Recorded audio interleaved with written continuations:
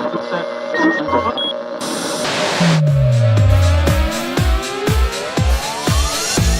everybody, welcome to InPsightRadio. I am your host, Danielle Egnew, and you are a fly on the wall to everywhere. It is wonderful to have you with me this week. How is everybody? How you doing? I just came off of the most fantastic week of turning 50, and I apologize. I sound a little bit like Marge Simpson going on here. It's been in the negative temperatures here in Montana, severely negative, negative 41, negative 21. That's without the wind chill factor. And quite frankly, that's a normal winter for us here. And I'm a little irritated by how social media is blowing it up like we're living in the Arctic and it's this horrible thing that's happening in Montana. People, we touch Canada. It gets cold in the winter here. Okay, those of us who live here are prepared for that. We have things like boots and coats and all of that. Yet, as is standard procedure, of course, in February and March, we're in, of course, March now, I've got myself the old Marge Simpson chest cold, gang. So I appreciate your patience as I go on sounding like, Homer, go get Bart out of the garbage can, because I've got that going on. But it is par for the course for where I live. So we trudge forward. I had the most unbelievable birthday, and I'm just touching on this very briefly. We'll get right into our topic today. I just want to thank everybody, who sent out these incredible birthday wishes. My God, I had hundreds of these on Facebook, and I know many of us do. You know, we get lots of birthday wishes on Facebook. However, I just wanted to thank everybody because I read each and every one of them. And it's one of those deals where you want to respond and you're like, oh God, should I put a heart or a thumbs up or what do I do? Because the amount of love that came pouring out was incredible. And I got to tell you, if my 50th year is going to be anything like my 50th birthday, then it's going to be full of love and miracles. And for those of you that have come to me through my spiritual work, through my other means of work that I had for years and years, which is music, then you will be excited to know that you will remember the band that I played in, Pope Jane. And we were a big 90s band, girl band, man. Rock on, Gen X. Wow! And we did very well back in the day. It was a lot of fun. And we got a chance to, you might have seen us playing with Ann and Nancy Wilson of Heart or Joan Jett or Jars of Clay or any number of the bands that were running around at that time in the 90s. And my besties, Holly and Kristen, and you'll know Holly as the bass player and Kristen Quiner, Holly Shaver bass, Kristen Quiner drums. Kristen flew in from Vancouver and I set up a drum kit and some drums in a dear friend Patrick's house. And we literally just had this massive jam. We hadn't played in 10 years at all. And Holly and Kristen were like, I don't know if I can do this. I'm like, you got this. I'm telling you this story because it's about miracles, okay? This is a spiritual issue. And so Kristen was like, okay, fine. I haven't played in forever, and neither had Holly. And we got back in that saddle and we just rocked it. So remember, just because you haven't done something in years and years and years and years doesn't mean that the brain doesn't continue mapping. It doesn't mean that the spiritual joy that you once had doing that activity isn't still there. So if you did photography or you were a musician or a boxer or anything else, I mean, the physical attributes, I mean, if you were a decathlete, it's going to be a little rough, getting back in the saddle 10 years later. Yet if you're just doing, normal things like music and all that, then know that you're A, never too old to do it, and B, it can be 10, 15 years since you've last done it, yet those talents are literally mapped into the self. And what I think is massive about that is they'll come back on you. So don't give up. Don't give up what you love doing. And here's the moral of the story there in our little intro today. The moral of the story is Kristen and Holly and I got back together and had a heck of a good time on my 50th birthday party, along with dozens and dozens of people who played. Paul Melhoff, my good buddy of a zillion years, was playing guitar. My friend Patrick Bjorndal, he was playing guitar, and he was playing a really interesting instrument called a bouzouki. My friend Lynn Halderman, who was on the baron, which is an Irish drum, and my awesome friend Maria May, who was playing bass, and Holly was on bass and keys. Always do what gives you joy, because here's what happens. If you let your joy center flow then opportunity flows with it. So what happened at my 50th birthday was something completely unexpected, which was that Pope Jane actually got back together. Yeah.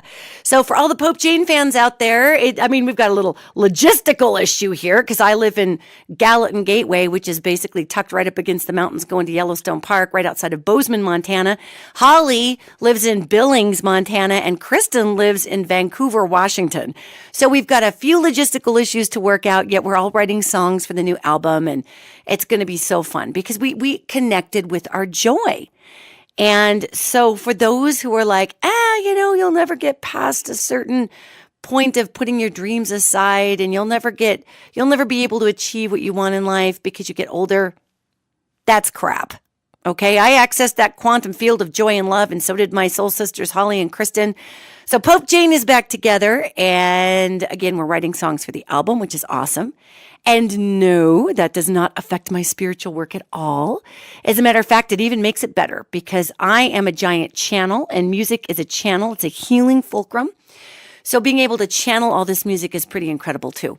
So I wanted to share that story with you because many of us hit a certain point of our lives. And when we're younger, we hit them too. I remember 25 and turning 27 and thinking I was super old. Oh my God, right? Because everything is relative. And I was in the music industry. I was signed to record labels back then. So when you were 27 years old and a woman in music, you might as well be 75 back in the day. It was pretty bad. So to realize that all of our life experiences are relative to where we're at is really, really important. So I just wanted to tell you that story. Follow your bliss, follow your joy. And, hopefully in the next many months to come, we will have all kinds of fantastic and incredible music for you, which will be really super awesome. I'm really excited about that. So moving on to our official topic today. Our official topic, I was going through, and every morning I get up and instead of reading the newspaper, I read my iPhone because I'm Gen X and that's what we do. And I was reading about just basically, where we're at and what we're doing in the world. And, all of these histrionic headlines are coming up. And I'm fascinated by the people who write these things. Did you know that they actually hire headline writers for blogs and for newspapers? That's a thing because they need to have as many people as they can recording as much hysteria as possible in that particular headline, because statistically it's been shown that human beings will click on a headline if it's catastrophic over feel good, because we have been programmed with the fear consciousness that is based out of course, the biological need to stay alive. Very important, I find. Yet we've been programmed with this, and in our programming, it's come about that we literally are in a space where it's hard.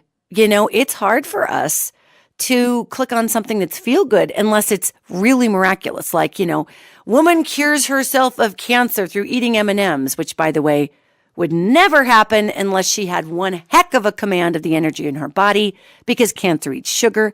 However, that's something we would click on, right? That would be uplifting, but it'd also be so freakishly weird. There's a weird factor that we click on. So anyway, I'm going through these headlines, and of course, a lot of them are political, and Alexandria Ocasio-Cortez is constantly being thrown under the bus because A, she's a young woman. B, she's an outspoken young woman. C, she's an outspoken young woman who is not Caucasian.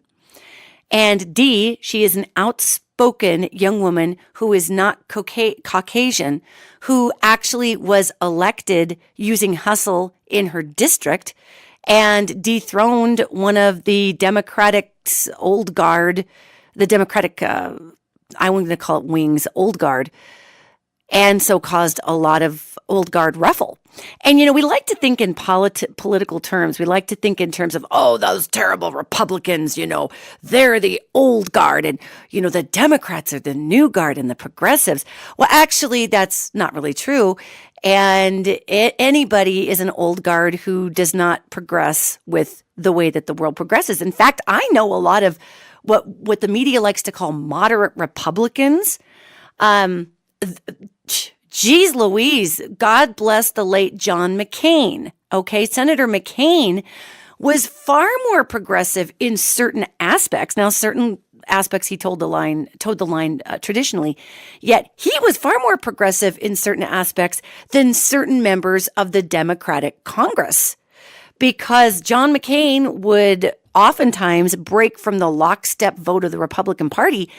And the Democratic Party likes to work as a bio unit. Except for now, we've got the progressive wing of the Democratic Party, and that's causing waves because the progressives are pointing to the Democrats going, you guys are old sellouts. And the Democrats are pointing to the progressives going, you guys aren't getting with the team. What's going on, man? And the Republicans are over there going, yeah, I know we have the Tea Party, but there's like 5 of them and they do whatever they're doing. And we just pretty much do what we're going to do, because we just don't get riled up on principle as much as you guys do, except for now. So today's topic, 10 minutes in, I'm finally announcing it because, wow, I'm all over the place. And it's not the cold medicine because I didn't take any today. Maybe that's the problem. Maybe a little NyQuil haze would get me a little focus here, people. Anyway, our topic today is the spirituality of politics, because there are some serious issues at play here in our political structure that we don't talk about. And as a person who works in metaphysics, it kind of makes me crazy. Now, bullet points here. As many of you know, I ran for mayor of my hometown, Billings, Montana, in 2017. And I learned a lot about the political vibration. First and foremost, when I actually signed up to run for mayor and I put my name into that system, it was so slow, you guys. Oh, my Lord, gang. It was like the slowest, most bizarre energy. I can't even describe it. So whenever you fill something out, know this, okay? Whenever you attach your name to something, whether it's just an online service or a mailing list or whatever, your name carries a vibration, and that vibration carries with it yourself, your life, everything. Words have weight. So when you sign up for something, sign up away. That's awesome. Yet you are also receiving the energy back from that particular thing. It's a reciprocity. It's energetic. Now, that doesn't mean get paranoid and don't sign up for stuff. What it means is go ahead and sign up for everything that you want to, because you're going to feel the energy back from it. Okay? What that also means is when our email address or our name gets sold on lists and all of a sudden we are blasted out to spam like crazy, and we're receiving calls and we're receiving massive amounts of email we never signed up for, we're also getting our energy spread thin because that energy is attached to us. So I want you to think, those of you that are over 30 years old, I want you to think about the time before your name and especially your email address. And for those of us whose email address is our name, which is mine, then I want you to think about the time before you got so much spam in your inbox. And I want you to think how less tired you were. Think about that. Now, I know we were younger, you guys, but that's not what I'm talking about, okay? I'm talking about having our energy, gang, extracted from our bodies. Are you hearing what I'm laying down, gals? This happens when we sign our name somewhere. So, and it's good, because we're actually supposed to be experiencing everything out of our bubble. So no, it's a good thing. Don't get paranoid. Moving on. So when I signed up to be the mayor, to run for the mayor, rather, I wasn't the mayor. I could feel the entire political system, because I had actually signed my name and placed it into the system, and it started to get processed through the system. You ever wonder why you're so damn tired when you do your taxes? Okay, A, it's boring. B, it's one of the few pursuits on earth that make you just want to grab a shovel and beat your own face in until you can't feel it anymore. Yet C, you are attaching yourself to this monolithically slow dinosaur of corporate red tape. And it is governmental, and it is just god-awful, which is why taxes are a drag, okay? So I sign up to do my dealio here with the mayor, and I go into the political system, and I feel this slowness that you would not even believe. It just crawled. I just felt like somebody had gone all Jacob Marley on me and slapped massively heavy shackles on my wrists, on my neck, on my ankles, on my knees, around my waist. I felt like I was dragging the weight of the world almost instantaneously. I'm not kidding you. So when we look at these political candidates, and I know it's easy for all of us to be super critical and snarky when people run for office. Yet please know, I don't care who those people are. They just hooked up to the same system that I hooked up to, and that was just in little old Billings, Montana, population 110,000. I can't imagine what folks who are running for president are hooking up to. I mean, that's insane. So you got to have your goggles on in terms of understanding the spirituality of politics and what happens. The political spirit, there is a spirit of politics, just like there's an angel that walks with the world, okay? There is a spirit of politics, and it is a singular spirit. It's not a spirit that's a Democrat or a spirit that's a Republican or a spirit that's a progressive or a Tea Party. It is a spirit of collective consciousness.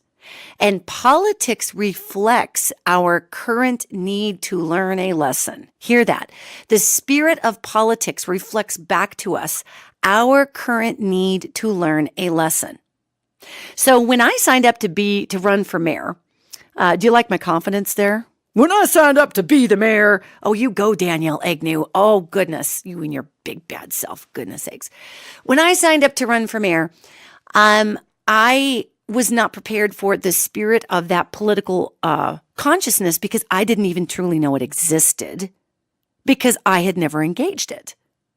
Now, being an angelic channel, being a spirit channel, talking to off-worlders, being a psychic, being a medium, feeling every wiggle in the ethers, okay? You'd think that it wouldn't shock me all that much that there's a political spirit, but it did, so there. And I was really surprised. And not only was I surprised, I was deeply taken back by how much this political spirit or this spirit of politics actually works transparently with our need to learn. It's like a little remedial learning teacher, this spirit. So back to Alexandria Ocasio-Cortez, who's popping up in the news all over the place. She's an outspoken young woman, a minority young woman, which actually pretty soon, I feel really weird calling non-white people minorities. I think that's marginalizing. How about just a person who isn't Caucasian? Okay. So she's a non-Caucasian individual and she speaks her mind and she's in her late 20s. And as we often did, will speak before she researches. Heck, I do that sometimes. And then you got to go back and apologize. Or you think you know what you're talking about. And then you got to go back and say, gang, I made a mistake. Holy buckets. I was way off there. So anyway, she's all under fire in these news cycles. And what I'm realizing in this spirit of politics is that the spirit itself is just going to let that happen because we are learning through our criticisms of others. We are learning through our nitpicking. And the political foray has now become headline clickbait, which is why I started talking about headlines earlier. It's not even about the issues anymore. Our politics aren't about what's going on with the country. There are fantastic people in both political parties and all political parties because Republican and Democrat aren't the only two. Okay, there's all kinds out there. There are fantastic people, period, that run for public service. And trust me when I tell you, once you hook up to that mainframe, it is rough. You wake up every day. It's like somebody stuck 25 IVs in you, just sucking out your essence. Every day you wake up. And it's being pulled into the greater collective, your essence is, because you said you'd help. And like I said, I only ran for mayor. I can't possibly imagine what it feels like to run for a national position like Congress or the presidency. So when we put this in perspective and we realize that the spirit of politics is here to teach us and that the spirit is a teacher, that starts putting things into a different perspective. Because we tend in politics to act like the dog being wagged by the tail, being wagged by the spirit of politics. Fact is, we are creating the tide that is wagging us. So let's look at Alexandria Ocasio-Cortez, AOC here, as people like to call her. Old AOC, she's doing her thing, making her waves, and bringing a voice of the people to government. Now, there are tons of people, not tons, but a lot of people in the Democratic Party that are older. Some are younger that look at her and say, well, you just don't know how to play the game yet. Wait till you play the game. And there are a lot of progressives that say, well, we're here to break up the game. And the gang. Actually, that was a Freudian slip that was remarkably accurate. Weird. Anyway, so what we have a chance to look at here is that AOC is knocking around there, and she is the voice of the people. And the consciousness of government is saying, we don't want the consciousness of the people here. We are the governing consciousness. Okay, now I'm not blaming Democrats for that. I'm saying across the board, people. That consciousness in government, that's not the spirit of politics. That is the consciousness that is created in government. So right now, we have a consciousness in government that is literally saying to people, are you ready for this? It's literally saying to people, we don't need to hear the people's voice because we are the governing consciousness and we know how the game is played, and this is how you do it. That's fine if you have a voice, but you have no idea of the layers of the game. Now, the fact of the matter remains that in the metaphysics of government and in the political spirit, there is a separate game that's going on in government that has to do with money, though, people. It doesn't have to do with governing values or the Constitution or democracy. It has to do with money. So the game that's being played in our government right now is around money. Yet the political consciousness is trying to teach us lessons. So let's string those two together. The political consciousness is trying to teach us lessons. The game is based around money. The lessons we're being taught right now through our political metaphysical application is about how we deal with money as a god and how we deal with money as a controlling factor over people. That is the lesson that we're getting in politics right now. And so you got somebody like Alexandria Ocasio-Cortez who comes out and says, well, I don't care about your money. Stick it where the sun don't shine. We need to bring this back to the people. And we've got old guard in the Republican and Democratic Party saying, but you, little girl, you don't know how the system works here. You don't know how the system works. And she's saying, I don't care how the system works. It needs to be fixed. Now, here is the thing, gang. The system itself has a consciousness. And what do all living organisms want to do? What do all living organisms want to do? Do we want to die? Hell no, we want to live. So when you've got an AOC that comes in and says, we're going to change this all up, or here's another one for my Republican friends out there, the Paul Ryans of the world. Paul Ryan came in and said, we're ripping this thing down, we're gutting it, and we're redoing it.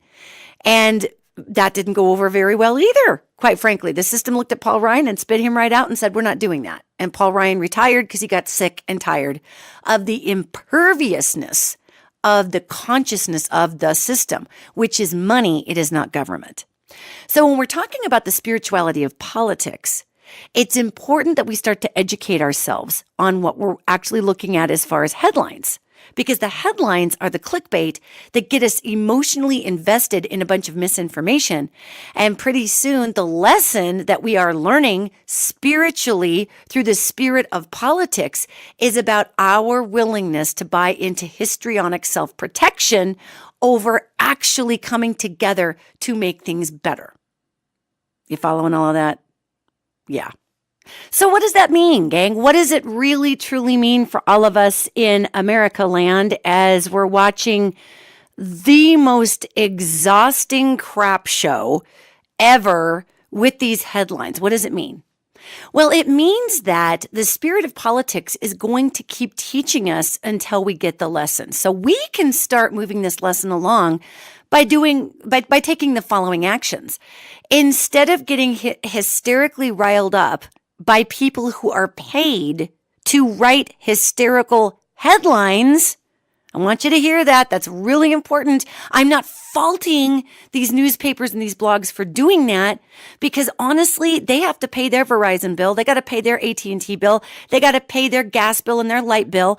And what has paid off in America is hysteria and fear. So they are just acting under a commercialized auspice of what will return them income. Okay. So I'm not faulting them. I am saying to all of us out there, we are the one that is driving this norm. Every time we click on a headline that's hysterical, those writers say, okay, cool, that works. And sometimes they just employ algorithms. You know, my favorite friend, algorithms, that get in there and create all kinds of news based on, how many clicks certain words get. So we are the ones. We are the living collective algorithm, humanity. I talk about this all the time. There's almost 8 billion of us. There's over hundreds of millions of us in the United States. I'm not sure what the United States population is. However, there are tons of us here, okay? And we can create our own algorithm by accessing the quantum field and deciding what is cool and what is not. We can turn our back on histrionics. We cannot click on the clickbait headline, but God, isn't it hard? Oh, and I know the physics of this. I know the algorithms. Gang, I can trace this stuff down to infinitesimally tiny vibrations in the quantum field. And I will still click on a clickbait headline sometimes. And I'm like, oh, what are you doing, Danielle Egnew? You are contributing to the lesson that you teach. We should be working to steer ourselves away from, only because, a lesson is valid. It's not that the lesson is bad. It's that there's a lot of people who don't understand that we're stuck in the lesson like a hamster wheel, and they think that that's what America has turned into, as opposed to seeing it as a consciousness lesson.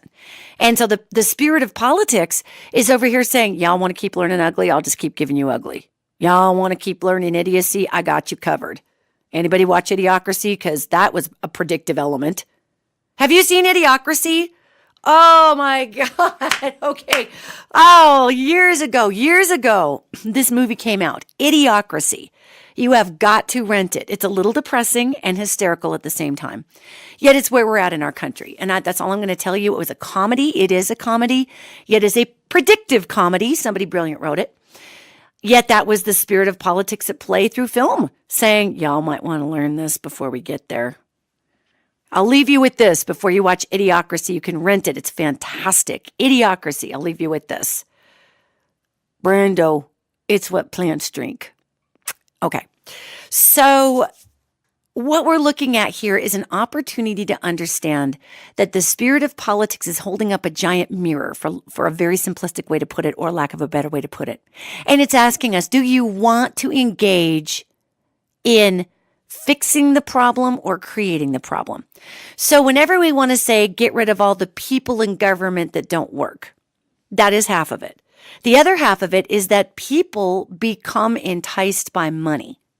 And when people become enticed by money, they no longer speak for the people because they're getting paid by lobbyists and other things. And also, it's important to remember that our government is literally run by the military-industrial complex, gang. And yes, our representatives and our senators make a great big difference. Of course they do. Congress makes a much bigger difference in running the country than the president does. Quite frankly, the president's great big fat job is to motivate and inspire, be a figurehead, and put the final stamp on something, which then Congress can overturn if it feels like it. I mean, literally. So we do not have a system of government where one branch is greater than the other.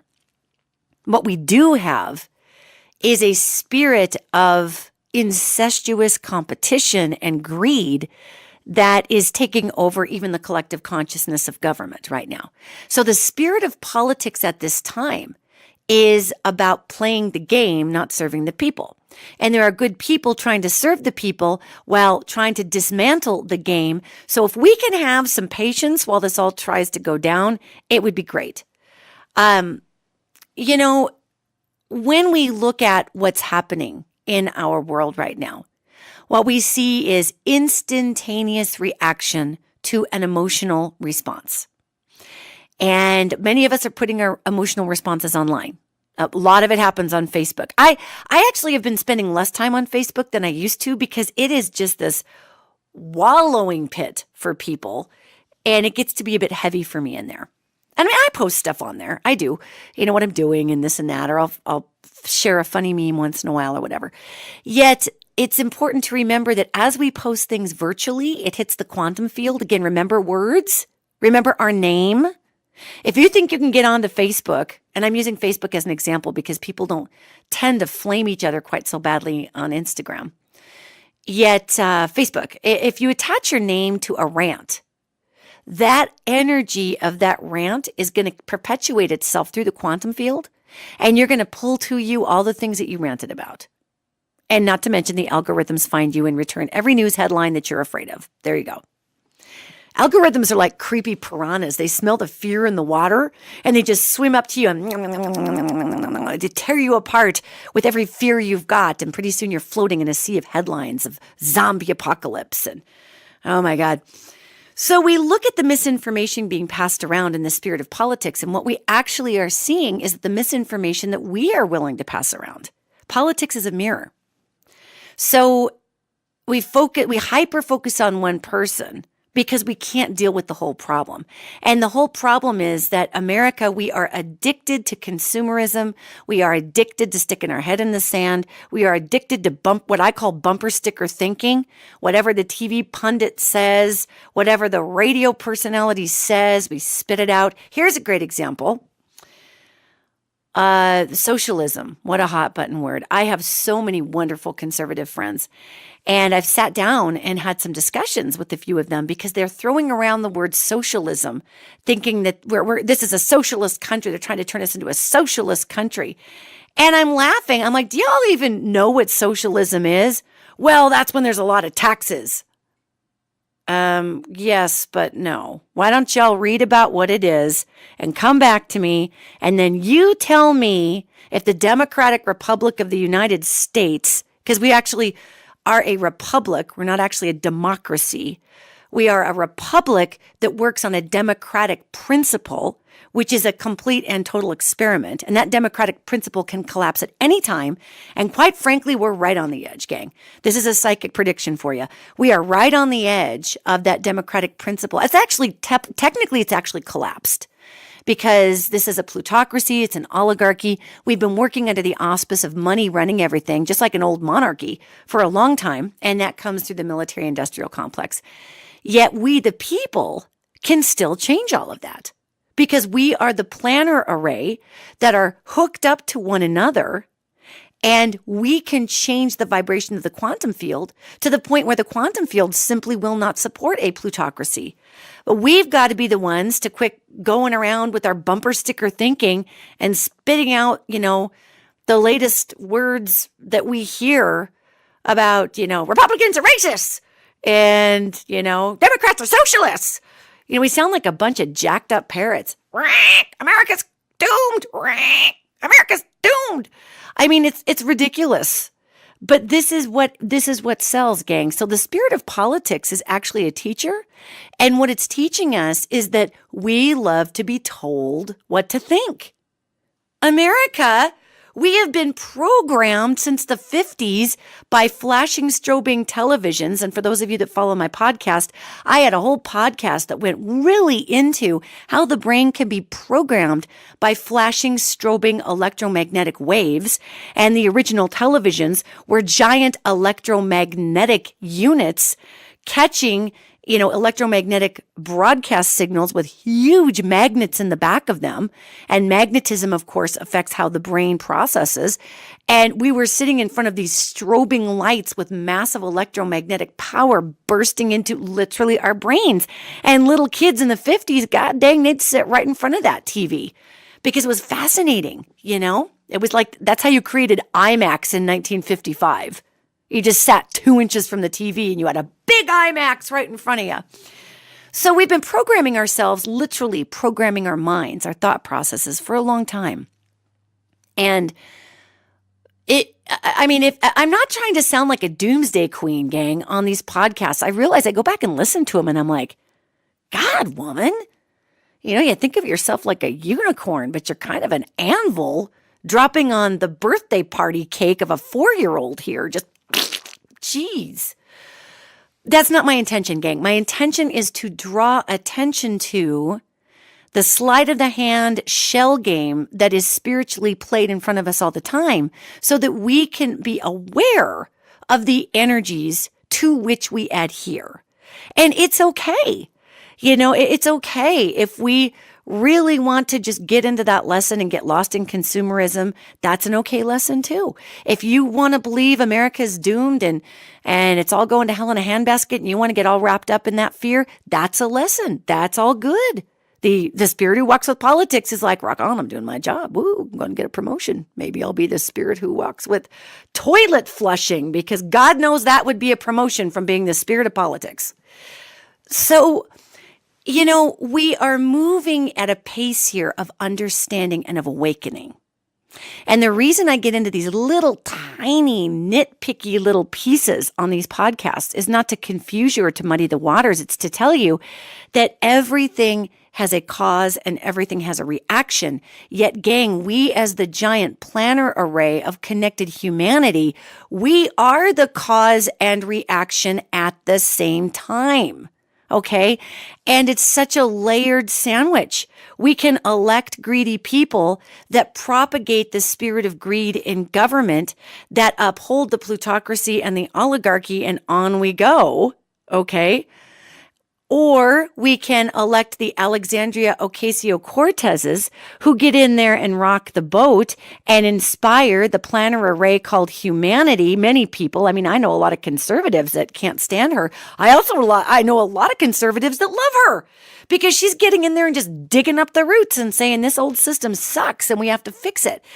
And this is what I like to see. I like to see people throwing out their team jerseys to support people who they feel are working in the interest of the people. Now, obviously, I have conservative friends who look at AOC and they say, my God, she's crazy. She wants to do away with cows, which she doesn't want to do away with cows. The Green New Deal got a bunch of hysterical clickbait like crazy. Yet it's a thing, gang. I'm guilty of this myself. It's a thing that the stockyards create a lot of methane. They create a lot of greenhouse gases. Now, I can speak to this firsthand living in Montana. We have a lot of stockyards. We have a lot of cattle, and you drive by them and you can smell the methane. It's called cow poo. And it's everywhere. And it's thick and it's heavy. And those poor cows aren't treated well anyway. And this comes into a conundrous place for myself because I am a person who eats meat, which is shocking to many people.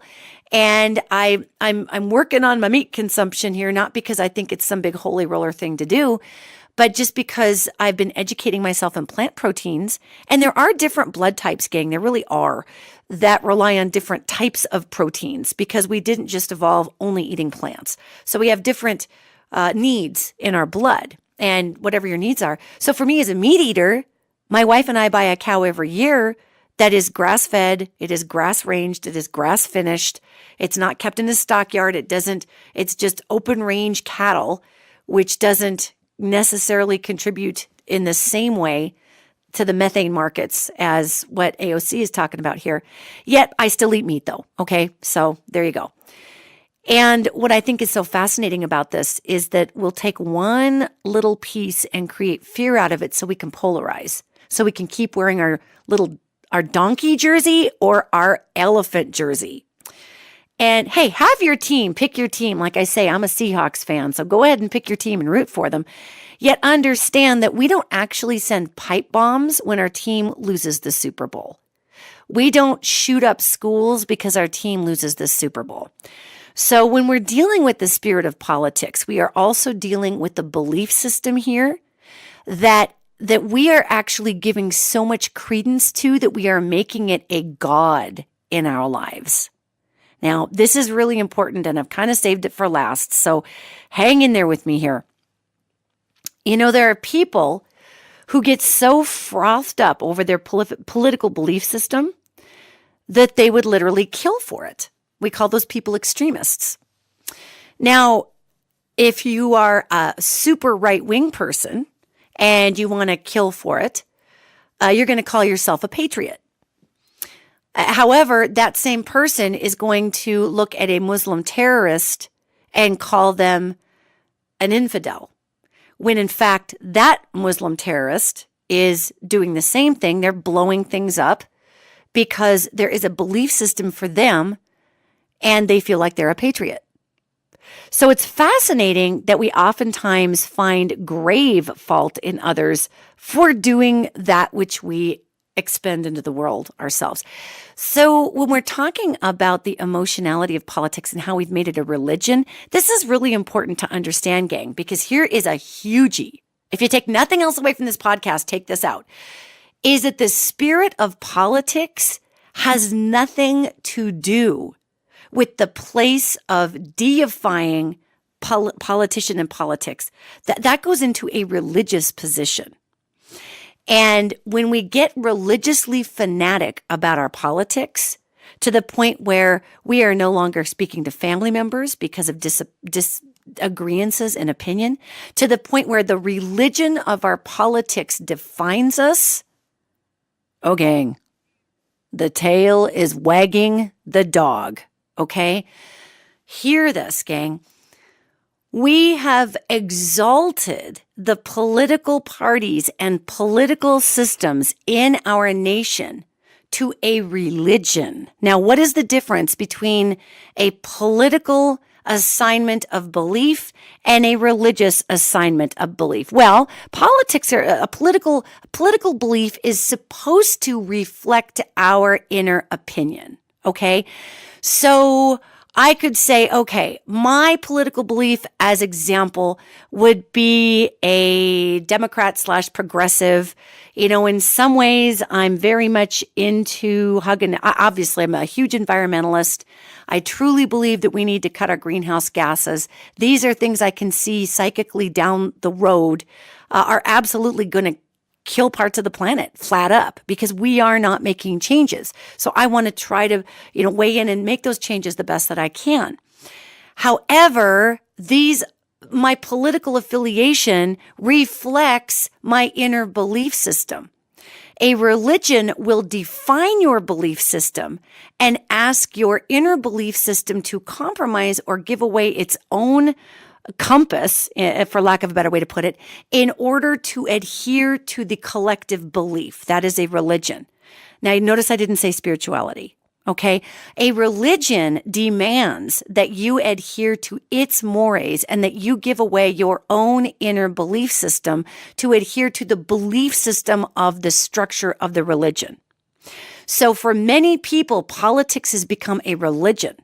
They have given away their ability to say, God, I am a progressive. I am a Democrat. But man, it's really hard for me to say no death penalty to child molesters. I'll tell you, I have a hink in my armor right there. Because when you have somebody who's continually harming somebody and hates themselves and hates their life, I'm not saying go put their head on a pallet and just chop them all off. Yet I'm simply saying that it is hard for me to say, well, why isn't that a good idea for this person to come out of the lesson pool? Well, obviously I'm not God. Okay. So it's probably a good thing I'm not in charge of that. And I'm not saying I want to kill all child molesters. I'm using that as a broad brushstroke of an example of a moray that would not be applied to progressive thinking. Okay. Yet it rolls around the back of my head occasionally. There it is. So if I were to apply my political beliefs as a religion, I would tell myself I was a horrible human being for thinking that way. I would be like, what is wrong with you? The collective says we're not supposed to do that. And I would give away my personal opinion, which maybe I should because it's kind of brutal.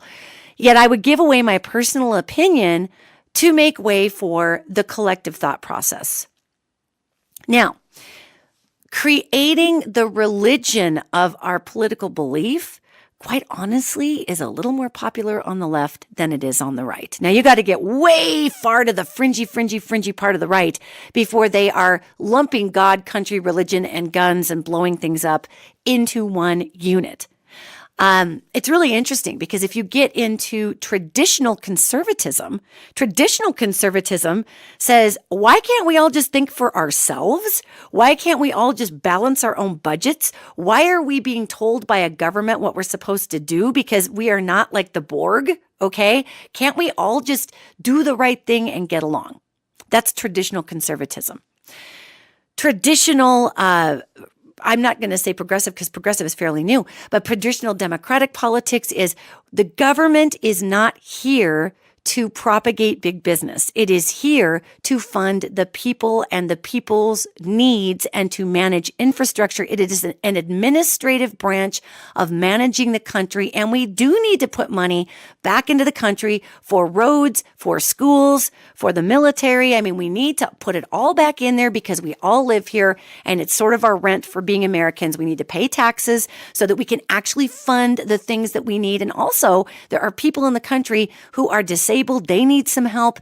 Government is here to be a safety net for the people. We're not all just living on the moon, with our own little plot of land, making our own individual stances. So traditionally, and those are broad brushstrokes, those are the differences in the modalities politically. Yet when we make those things religions, and it is more popular on the left to publicly shame people in a groupthink sort of way if they are stepping outside of the bounds of what the religion of the groupthink is, that is more popular because of the nature of how many empaths are drawn to the left. A lot of empaths tend to be Democrats or lefties just because our heart is bleeding for the world. And it's not to say, I know a ton of empathic conservatives, for God's sakes, gang. I'm not saying if you're an empath, you have to be a progressive. I'm simply saying that need to be the collective organism seems to exert itself more in the left. And that's fine. It's fine. It's kind of how the left functions.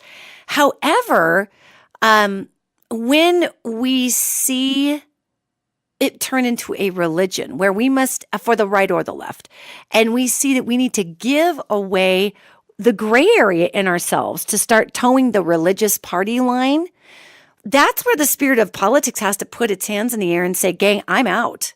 Because now you're dealing with the lessons of, like spiritual belief. And I am here to hold up a lesson to you. So what we're trying to learn about with politics is that we are trying to learn that we are trying to figure out where our moral compass is. And I'll tell you something, our moral compass is going to be all over the place because we're human beings. And that moral compass is going to have a lot of gray area, and it's not right or left. It's going to be a little of this. It's going to be a little of that. It's interesting. I have some conservative friends, and I spend a lot of time just listening to my conservative friends because it's just not necessarily how I think. It's not how I see the world. Yet what I think is fascinating is I don't hold any judgment there. I'm just fascinated to learn a separate modality than how I see the world. And one of the things I think is so interesting is that in the conservative realm, they can overcorrect with the shoving stuff under the carpet and not mentioning it because they are so adhered to let everybody live their lives and do their thing until you get way far to the right. And then it's everybody needs to believe in Jesus and we're going to blow up an abortion clinic. Yet those folks and the way super left, which is everybody who doesn't believe in giving away your cows needs to die in a holy fire, those people are actually cut from the same lesson cloth. They are just exacting those lessons through different political beliefs. Okay. So, when we look at this, and I look at some of my conservative friends, they have this fascinating lens on, like, say they've got an aunt or an uncle who's a crazy, in their mind, a crazy progressive or a crazy Democrat. And I do separate Dems and progressives because they're starting to separate themselves. So there you go. So I think it's interesting because my conservative friends will not, they might have their talking points and talk about how great Trump is and, boom, boom, boom, God, country, America, taxes, socialism. They all have the same bullet points they throw out. Okay. However, after a certain point, they're just like, well, whatever, you and your crazy beliefs, whatever, let's move on to a beer. Whereas we lefties will be so wounded by that, we'll just stay in like a freaking pit bull. And we'll be like, no, but you have to listen to me. We're killing the planet. So then it's interesting because, gang, I am speaking in energetic, wide brushstrokes. Obviously, there are little nuances here that are different. Yet traditional conservatism comes down like 2 or 3 hammer blows. Boom, boom, boom, boom, boom. And that's the end of it. And I'm not talking about it anymore, right? And traditional progressive folks is the continual pressuring leak of trying to educate and proselytize. And literally, it's hysterical because neither one of these modalities religiously works. Look at the hell and fire and brimstone old school religions, the old days of the Catholic Church, or the hardcore Baptist or hardcore evangelical movement. Boom, boom, boom, boom. A few hammer strokes, that's the way it is. I'm not talking about it anymore. You're either with me or you're against me. Okay. And then you look at the other religious, the more feel good, the Foursquare churches, oh God, there's a million of them out there who want to get out there and they want to just passive aggressively proselytize all the time. And hey, everybody can come to our church unless you're gay or transgendered, but we'll just get to that afterwards and we'll get you in and we'll give you a hug and we'll give you some juice. And then, hey, but then we're going to really work on you kind of passive aggressively about how you're secretly a bad person because you're really not doing the things we need you to do. And if you want to be part of a group, then you kind of need to start doing this. And the more you're part of our group, then pretty soon we're going to get pretty hardcore. And pretty soon we're going to have a group intervention. That's more the left's religious way of handling things as opposed to the boom, boom, boom way of the right. Neither one of them works religiously when applied to the spirit of politics, because the spirit of politics is holding up a mirror saying, who are you? And why do you act this way? And what are we doing? So I would encourage everybody, especially as we're ramping into 19 and 2020. Oh my God, here comes the political candidates out of the woodwork. And I have absolute empathy for all of them, having gone through the very tiny little experience I did running for mayor. Yet let's have a little empathy. Let's realize that these are all human beings. Most people want to get into public service because they want to make a difference. There's a few out there that just want the power and the money, all right? Because they're human, whatever. That's not new news. Yet when we talk about the spirit of politics, it's very important to point out that if you are someone that has made politics a religion for yourself, you are learning about your need for belief. And it's not bad nor good, gang.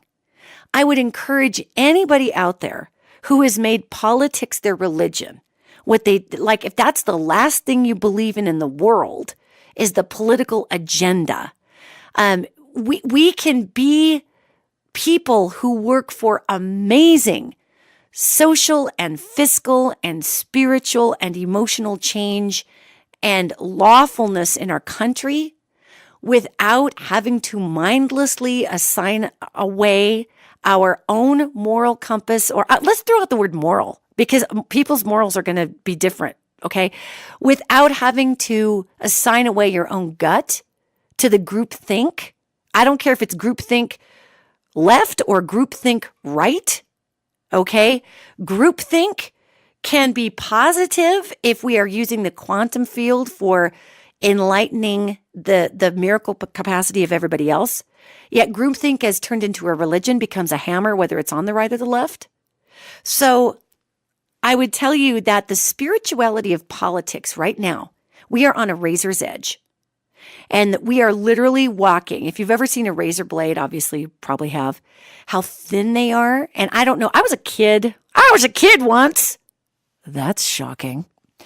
And I would pick up a razor blade and I would look at it under a microscope because I was so wicked fascinated with how thin, not a microscope, a magnifying glass. I did try to look at it under a microscope one time and it didn't work out very well. I was fascinated by how thin the edge was, by how razor thin. And I wanted to know, as a 7 and 8 year old, how many molecules thin is that razor's edge? Because I was fascinated that we could cut something to such a minute degree. So when I say razor's edge, I want you to think about the fact that we are down to the spiritual molecules in our political environment of cutting we're cutting between the cell membranes. We're cutting between the margins right now. We're walking a very fine line between being duped by a sociopathic consumerist culture that's hoping that we buy the jerseys and we buy the distinctions and we buy the franchises all the way down to continue to pump money to that franchise. All right? And then to turn it into a religion Because what will we do? We fund our churches because we believe in them. Wherever there is belief, money follows, right? So we're walking that razor's edge, or we have the choice to recognize that we can fund whatever we want to fund. Yet we, the people, in how we purchase products, in what we buy or don't buy, is going to actually determine the fate of our country. Now, it's not to say don't believe in your candidate. It's not to say don't go canvass. Oh, heck, I do political canvassing sometimes. Not lately because my time has been restricted. I donate to political campaigns. Be part of it. When you give your money, you're giving your energy also to that person. Go for it. Be part of it. Yet understand that those people aren't going to change the system. They are part of the change. We are the biggest part of the change. We live in a place where the spirit of politics is continually holding up a mirror to us saying, what lesson do you want to learn? And right now, the lesson that we are learning is how not to worship money, how not to allow money to control everything. And moreover, we're learning the lesson of creating a religion out of an administrative belief system. Think about it. We are creating religions around a way to administrate budgets. We are creating religions around the way to affect social change. Now, why is this important to know the difference? It's important because whenever we get belief to the point of a religion, it means that we just turn off the dang noodle, we turn off the dang brain, and we start operating on bumper sticker bullet points. Think about it. Think about the Crusades, the Catholic Crusades. Way back in the day, they went in and slaughtered people. They turned off their brain and went strictly for the groupthink agenda of, in their mind, it was transformation, when it was actually suppression. So when I don't care if you're on the left or right or in the middle or where you're at, when your political beliefs become religious beliefs, then the ingrained, learned response of wanting to proselytize comes forward. And it's fine. Get into your good-natured debates with your neighbor or your sister, your brother, your uncle, whatever. Yet at the end of the day, if you can't laugh it off, then you're learning about yourself, not about them. You're learning about where their belief system lies. It's interesting. I have people that complain about Facebook. I'm complaining about Facebook, but they're complaining about Facebook in a different way. Where, they'll post something political and then their uncle, whatever, John or their Aunt Jane will come on and post something right underneath of it that's an opposing commentary. Okay, fine. But here's the thing. We know we can't change people's minds religiously, right? I can't walk up to a Muslim and say, the whole Muhammad thing is bogus. You really need to know that Joseph Smith translated onto a golden tablet the new words of Jesus Christ in the Americas. So you should really try being a Latter-day Saint, because your religion is bogus. We know that proselytizing religiously does not work. People's beliefs are their beliefs. And I do believe that it's good to grow and it's good to receive, differing opinions. That's fine. Yet if you're somebody out there, just hear this and try not, because I might be stepping on some belief toes here. So there may be some, mobile devices flying through the air with this particular podcast. Yet understand that if you've got to hop right on and refute somebody and, oh yeah, you like Trump. Well, here's the 90 things that Trump did that were crap. You're not going to change that person's mind. You're going to get yourself upset because you're not going to change that person's mind. And you're actually more so trying to convince yourself because you sure as heck aren't going to convince them. I have a dear friend who every time I would post something online would pop up and post some completely opposing thing right underneath of it. I finally just quit sharing political stuff, even if it was uplifting, because I'd have a bunch of people just diving right on with just crazy ranting weirdness that had nothing to do with the article I posted. And just rant, because every time my friend would do that, I would think to myself, gosh, I wonder what my friend is trying to convince themselves of. That, maybe there's a wiggle in their ideology, there's just no point in refuting politics online because, gang, you're not going to change anybody's mind. So, and you're not going to spread You're not going to fix misinformation because, again, we have turned the spirit of politics has thrown up its hands going, guys, this is the spirit of belief. I have nothing to do with this. We make it into a belief system and then we wage wars over belief. Okay. And that's where we're at in America. And the reason I wanted to talk about this today is because we are coming into a presidential primary and it's going to get super stupid with the clickbait headlines. And I do mean stupid. I do, with all of the judgy judgment in it. I'm sorry. I'm human. Okay. It's going to get so stupid with people just being ugly and awful and buying into these clickbait headlines. So let us do our best as the collective we, the people, to not fuel those algorithms by clicking on every god-awful Barnum and Bailey sensationalist, rotten headline that we can. Let us do our best to instead, when people are being, when they're railing, calling the right Nazis and calling the left socialists, let's do our best to hold a space for humanity. Because our government is so taken over by money and the military industrial complex that these babies going in to represent your voice, I don't care if they're Republican or Democrats, they are up against a giant granite, impassable monolith that is so tall that they're going to get there and go, where? I can't even see the top of that thing. It goes into the clouds. And it is impassable by the nature of what it is. Yet we, the people, can access love, community help. We can disassemble the fear narrative by going and reaching out to the, quote, god-awful liberals or the, quote, god-awful Republicans.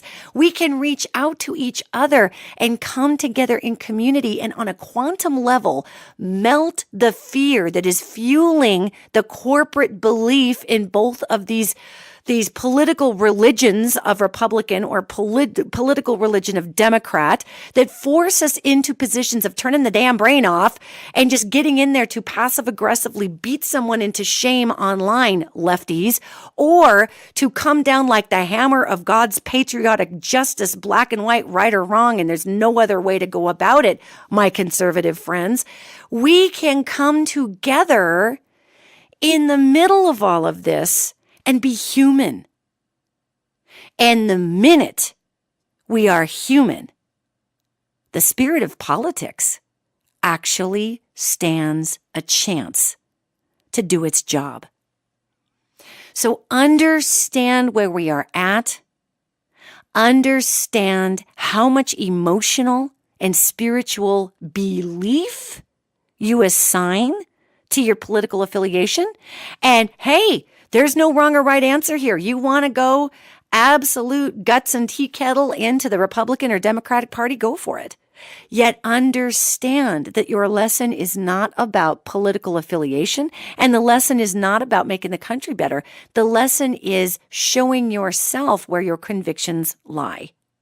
Because in a world where our devices are AI driven and call us by name, in a world where we have 14,000 friends on Facebook, but we're lonely by ourselves in our house, in a world where we struggle to find meaning day to day because what the plutocracy, what the corporate driving, reigning king is saying, and I'm not talking about Trump, I'm saying the spirit, the king, the monarchy of the corporation is saying to us all, is that you must adhere to groupthink or you're out.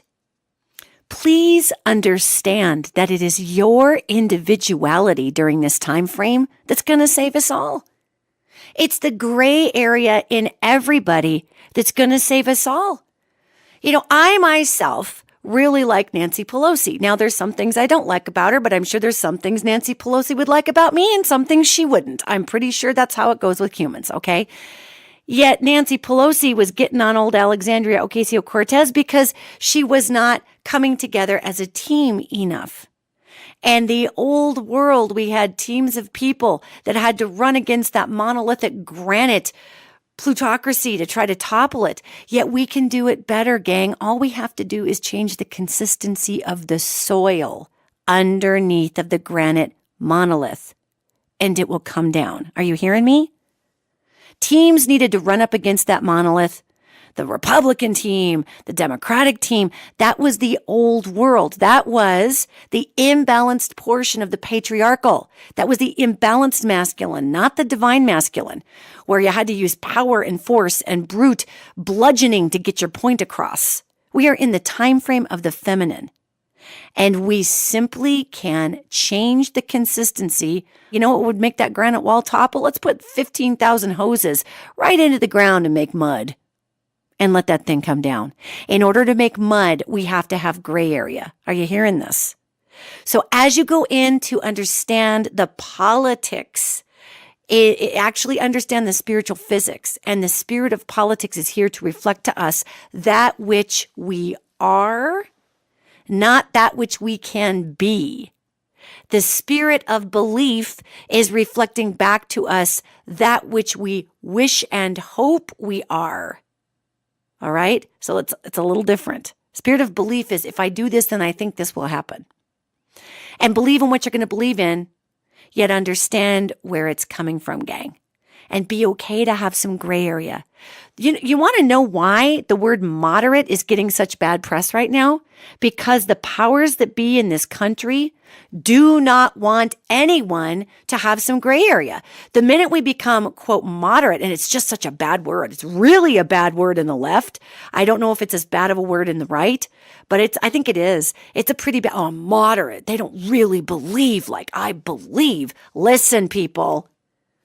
We all need a little moderate here, okay? Be passionate and fiery about what you want to believe in, but the minute we assign away our ability to become mud and mix with one another, then we're up against the granite monolith all over again.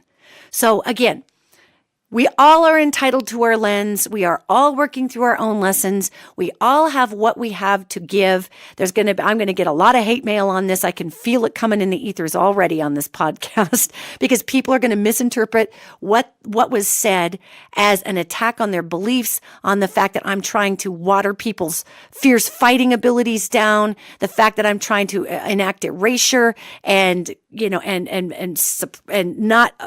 suppression. And oh my God, I can see these letters. I can literally physically see them in the ethers coming in.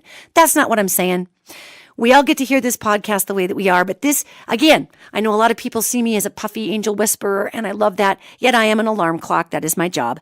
So know this, gang, and I'm going to go all over the place teaching on the quantum field very quickly. I've got an engineer who's screaming at me again because I'm over time. Sorry, man. We had this big conversation the other day, and the engineer's like, what's your deal with going over time? You can completely hit the mark if you're on live broadcast TV. And I said, but I'm not, man. I'm on my own podcast. So we're just flowing with it. So here's the deal. I am going to be having an incredible forum coming up on March 16th. That is here in Billings, Montana. God bless it, at Barjan's Books. And this forum is going to be all about using the quantum field. And what's fascinating and going to be fantastic about this is I am really excited to teach this principle. The forum is tapping into the quantum field for ultimate prosperity. And prosperity is mind, body, spirit. It's not just money. It's great jobs. It's wonderful relationships. How we can actually utilize the spiritual physics of the mud underneath of that granite monolith that I've been talking about to change the dynamics of it, to allow that giant monolith to gently come down, and we can repurpose that granite into a million different things. It's not us against the monolith. It's how to change the dynamics of where we're at. If you are in Billings, Montana on March 16th, those tickets are $45. You can go onto my website, Danielle Egnew, EGNEW-advisor.com. Hop on there and grab yourself some tickets. Know, gang, that this recording is actually taking place on March 6th. So this is our first day of Mercury retrograde. Make sure that we are patient with others as we listen to their communication. And it's hard not to look in the rearview mirror during retrogrades and take everything personally. Also use this time for administration, getting caught up. I'm going to do my taxes. Thank God. It's a good time to get caught up on everything we need to get caught up on. So take this retrograde in stride. Use it for personal growth and learning. I love you all, and I will see you next week.